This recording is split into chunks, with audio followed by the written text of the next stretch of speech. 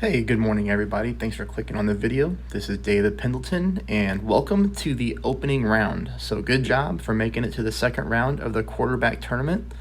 In this video, you're going to see replays for the front nine wind on rookie division. So if you take a look at the scorecard here, it's nothing special. It's a minus 14. But the thing is, with the replays I'm going to show you, you will have a path to minus 16 here. And the reason that I say that is because on hole number 8 on this account, I gambled and I tried to make a weird shot that I showed in the previous round on that separate video, and I watered the ball, but I saved it with a birdie. So really that would be an eagle shot that I can show you just to play it safe. And then on hole number 6 here, I got stuck in the rough when going for green, but I made it on my other account. So all in all, it's an okay front nine. But again, the replays I'm going to show you with all drops are going to be a minus 16. So let's go ahead and hop into that right now. So taking a look at hole number 1, we're going to play with our quarterback here, and we're just going to lay up. Okay, we're going to go 20% elevation at max distance of our quarterback. A navigator ball is plenty of firepower for this hole. And shot number 2, we're going to be looking for that funnel. No top spin, 1 bar left side spin.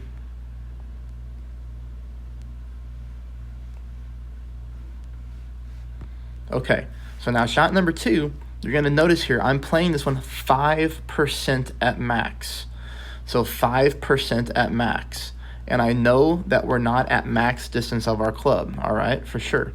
But you're going to see here, 3 miles per hour. So we're going to pull this 3.1 rings. And the way that I came up with this was I just barely missed this shot on my other account. So you should see a 3.1 ring pull here.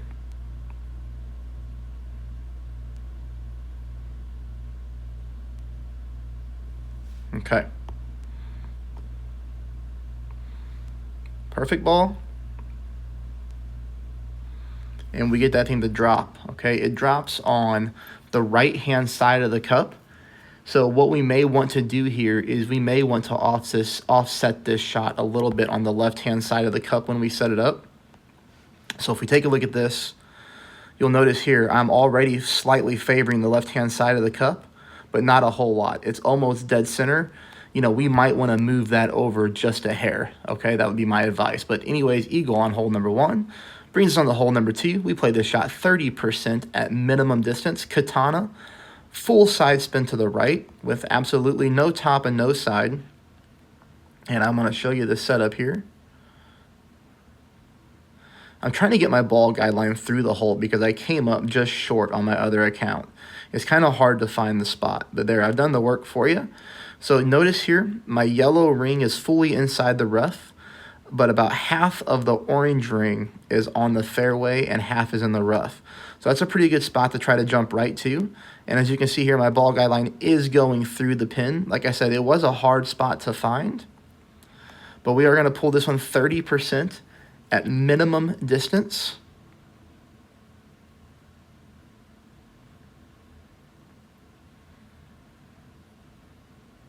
And we land another perfect ball.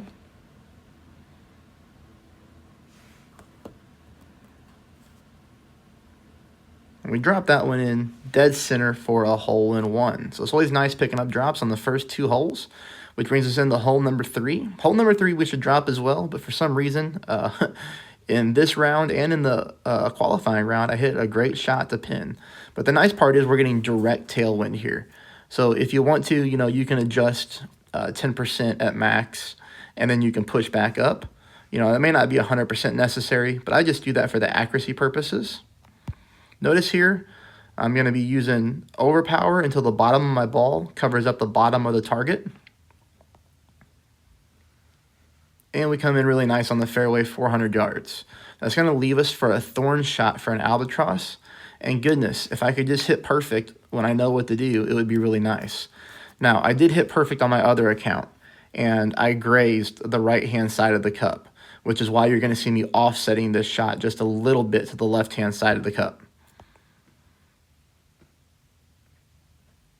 So here you can see I'm aiming at the left-hand side of the cup. But again, unfortunately, I do hit a great ball on this account. But I'm pretty confident, based off how I barely missed on my other account, that with a perfect shot, who knows what would happen. But you can see, rookie division, anytime you're able to take a thorn for an albatross opportunity, that's a really good, position to be in. So I do hope that, whoever's watching, drops that shot. This hole's driving me crazy. This is a hole that I normally do really good on hole-in-ones on. So I went back to the rough bump, and you can see here I'm using 1 bar left side spin, using like 3.75 top, somewhere in that range. Now when I go to pull this here,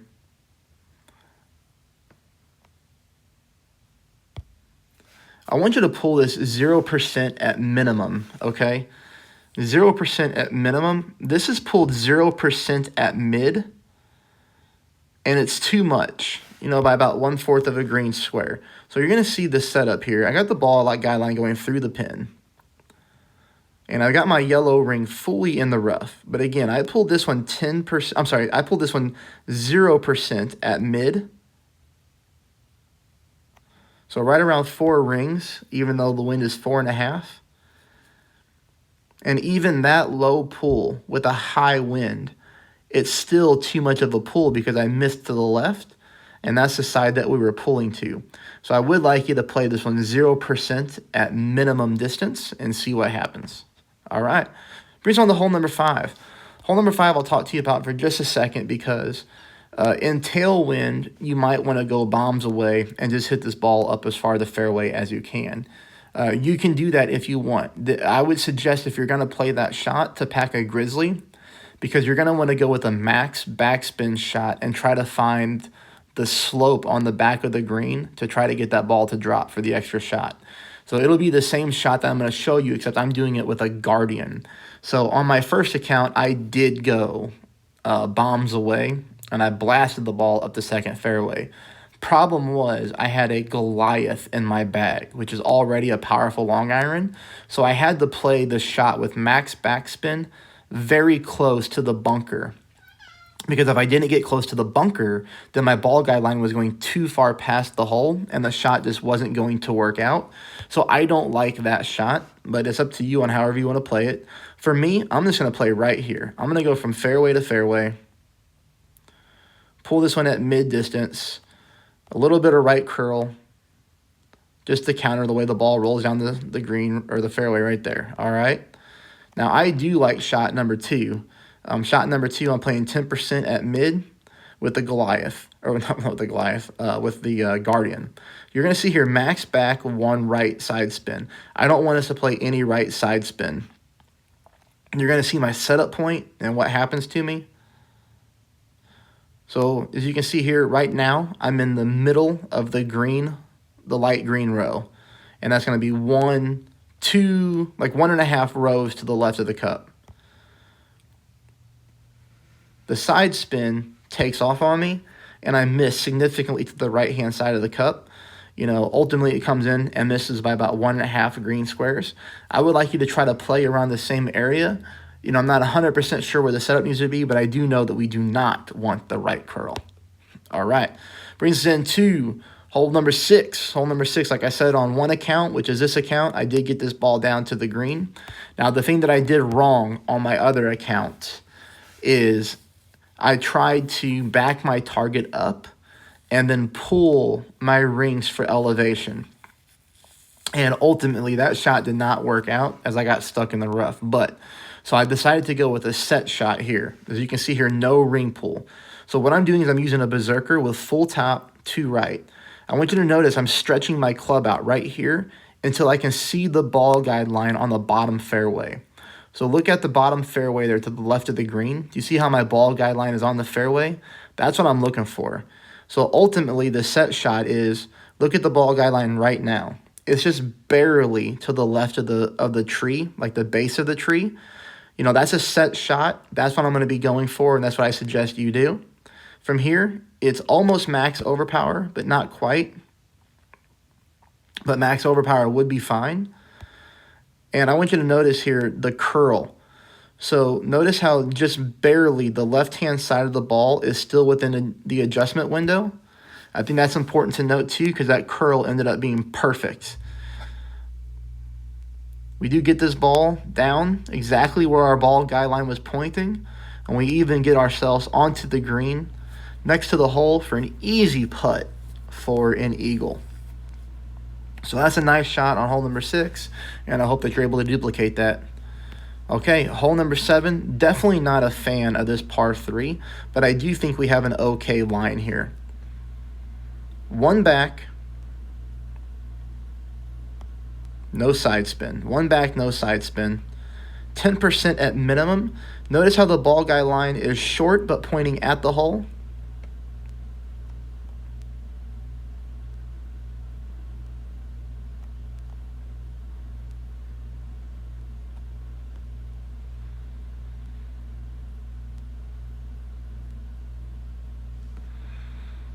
So we know the speed is good, all right? The backspin is good.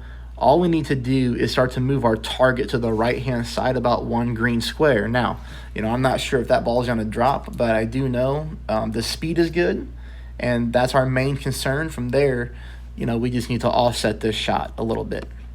Okay, hole number 8. Like I said, you're going to see that this is technically shot number 2 for me because I tried to gamble and I went into the water. So regardless, you can play this shot the same way. Just start off playing it this way, and you're going to set yourself up for an eagle opportunity. This is played at mid-distance of my driver. As you saw here, this was full top, 3 left, and I'm using about half a ball of curl to the left. And the reason that I'm using that type of curl is because I want to get in thorn range.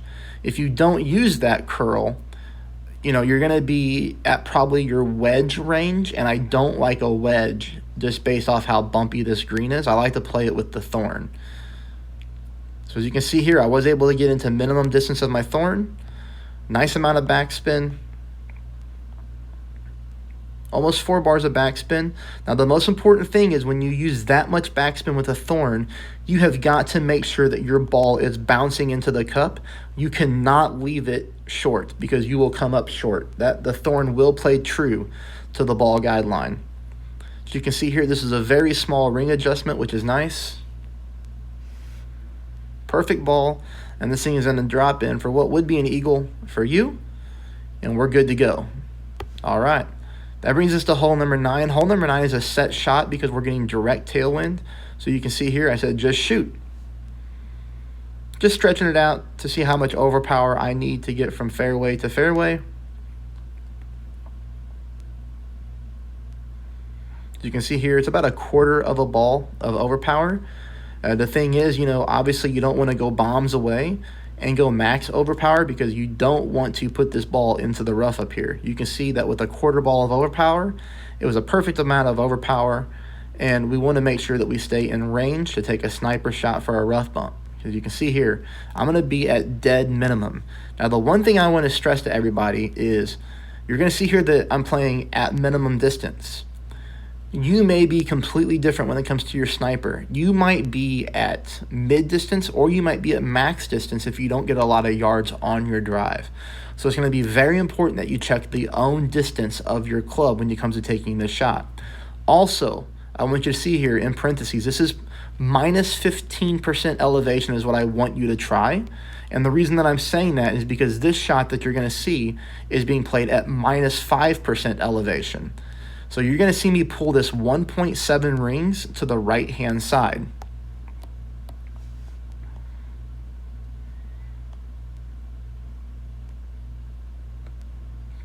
Two and a half top, orange ring on the rough line. All right. It's always important that on a rough bump in tailwind that you leave yourself a couple rings there so you don't accidentally, catch too much wind and send a flyer. That's how I play. Again, like I said, you're going to see me pull this 1.7 rings.